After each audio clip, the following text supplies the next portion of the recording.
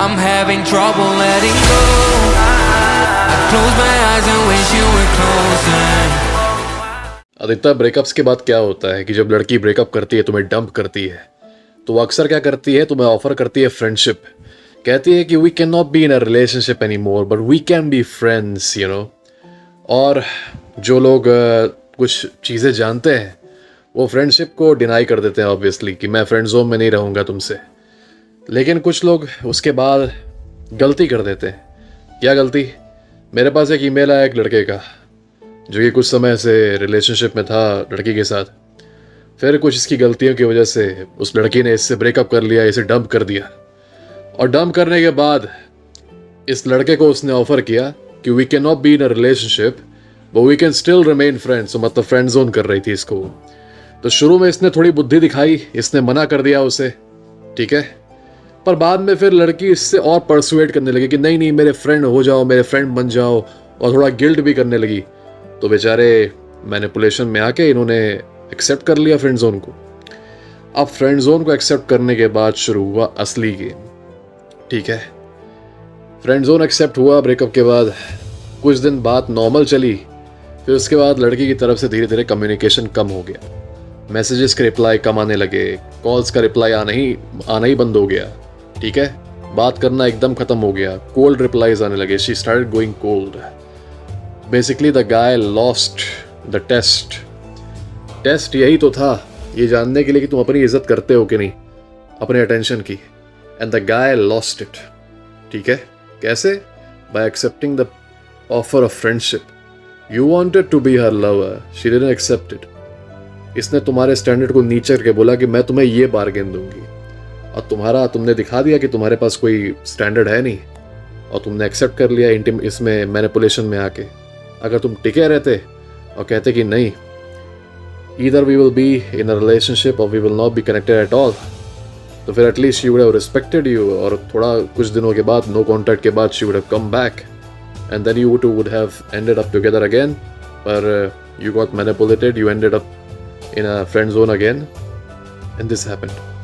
ये हर उस आदमी के साथ होगा जो फ्रेंड जोन को ब्रेक के बाद एक्सेप्ट करेगा, ये सोच के कि अगर हम लोग दोस्त रहते हैं तो किसी तरह से रिलेशनशिप रीइग्नाइट हो जाएगी। This is a lesson for all the guys who are thinking that maybe I should accept the offer of friendship after the breakup. क्योंकि तुम जब फ्रेंड जोन को एक्सेप्ट कर लेते हो ना, तो होता ही है बेसिकली कि तुम जो बेनिफिट्स उससे पहले प्रोवाइड करते थे रिलेशनशिप में एज अ बॉयफ्रेंड, वही बेनिफिट्स अभी भी प्रोवाइड कर रहे हो। बेसिकली इमोशनल सपोर्ट, बातें करना, लॉयल्टी तुम्हारी, और सपोर्ट करना उसका बुरे बुरे टाइम में। वो तुमसे रो सकती है, तुमसे अपना इमोशनल लोड तुम्हारे ऊपर पूरा उड़ेल सकती है। तो काम तो तुम अभी वही कर रहे हो जो पहले कर रहे थे, ठीक है। But her benefits have ended, now she only sees you as a friend. अब जब तो इसको वही बेनिफिट पहले वाले ही मिल रहे हैं, ठीक है, तो तुम्हारी जो इमेज थी इसके दिमाग में, image of a lover, it changes forever. It changes into the one of a friend. और फिर ये इरिवर्सिबल हो जाता है। ये रिवर्सिबल नहीं होता आसानी से, क्योंकि अब इसके पास वही इमेज बन चुकी है तुम्हारे दिमाग, उसके दिमाग में तुम्हारी बात। ये अब तुम्हारे बारे में वैसे नहीं सोचती जैसे पहले सोचती थी, as a lover, as a mate. Now she thinks of you as a दोस्त, है ना, मित्र की तरह सोचती है तुम्हें। अपने इमेज को तुम उसके दिमाग में ट्रांसफॉर्म कर देते हो। और इसीलिए होता ही है क्योंकि अब उसके तुम दोस्त हो, तो दोस्तों से कंटिन्यूसली बात थोड़ी होती, लवर से होती ना कंटिन्यूसली बात। तो क्योंकि अब तुम दोस्त हो तो why would she talk to you continuously. तो वो कभी कभार जब ज़रूरत पड़ती है तब तुमसे वो बात करती है, और काफ़ी ब्लेटेंटली, काफ़ी बिना किसी सिंपैथी के कि तुमको कैसा लगेगा कैसा नहीं। अपने जो न्यू लवर्स हैं उनके बारे में भी तुमसे बात करती है, तुमको बताती है कि उसका नया बॉयफ्रेंड बना है, उसके साथ उसने ऐसे किया वैसे किया, यहाँ घूमने गई वहाँ घूमने गई, फोटोज़ वगैरह डालती है बिना ये सोचे कि तुमको कैसा लगेगा, क्योंकि अब तुम उसके फ्रेंड की कैटेगरी में आ चुके हो।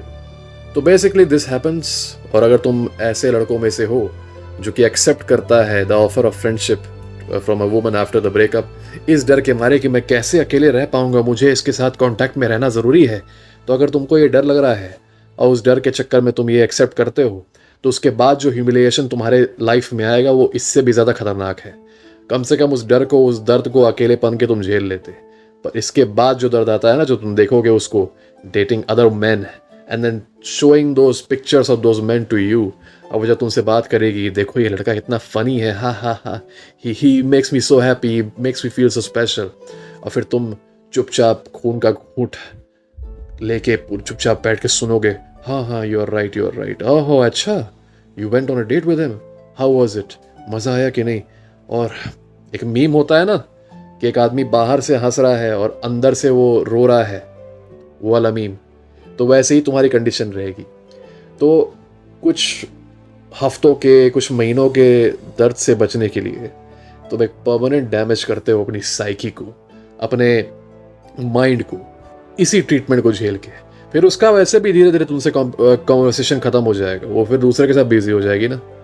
तुमसे मान लो महीने में एक बार बात करेगी, एक मैसेज आ गया किसी चीज़ पे, मान लो तुम्हारे बर्थडे पे मैसेज आ गया, ठीक है, वरना और कभी मैसेज नहीं आता।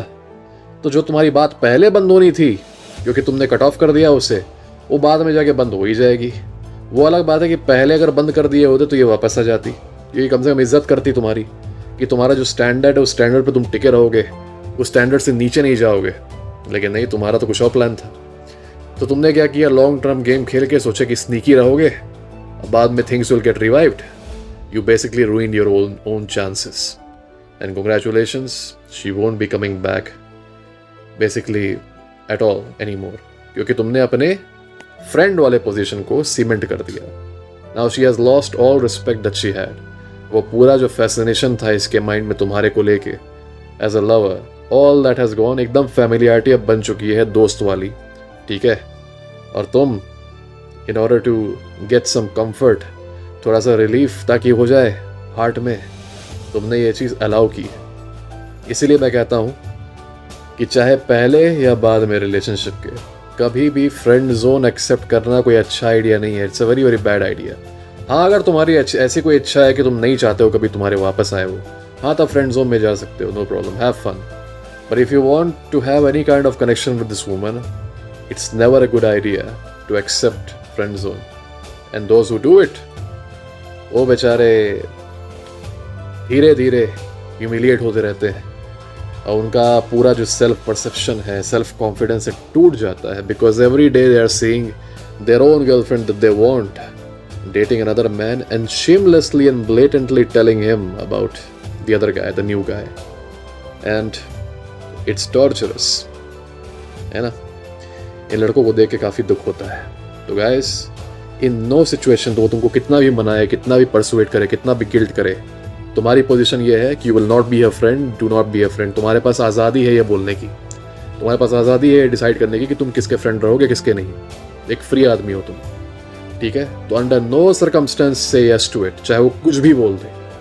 B bold, be grounded, never ever say yes to friend zone.